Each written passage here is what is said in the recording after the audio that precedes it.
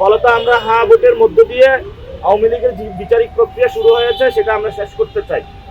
না ভোটের মধ্য দিয়ে ভারতের যে এস্টাবলিশমেন্ট এখানে ফিরিয়ে আনার চেষ্টা করা হচ্ছে।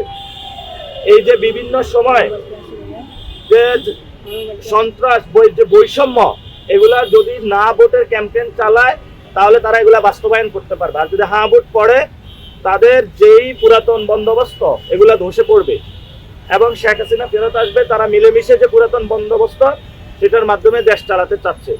এজন্য আমরা বলবো যে যদি ওসমান হাদির বিচার করতে হয়, যদি মুসাব্বিরের বিচার করতে হয়, যদি সাম্য হত্যাকাণ্ডের বিচার করতে হয়, যদি খালেদা জিয়া যেভাবে ওনার উপরে অত্যাচার চালানো হয়েছিল এটা যদি বন্ধ করতে হয়, যদি বিএনপি জামায়াতের নেতা কর্মীদের উপরে অত্যাচার বন্ধ করতে হয়, যদি আমাদের দ্রব্য মূল্যের দাম কমাতে হয়, যদি বাংলাদেশটাকে শিক্ষা ব্যবস্থা স্বাস্থ্য ব্যবস্থা ঠিক করতে হয়, তাহলে হ্যাঁ ভোট প্রয়োজন। যারা এই নতুন ব্যবস্থা চাচ্ছে না তারাই না ভোটের ক্যাম্পেইন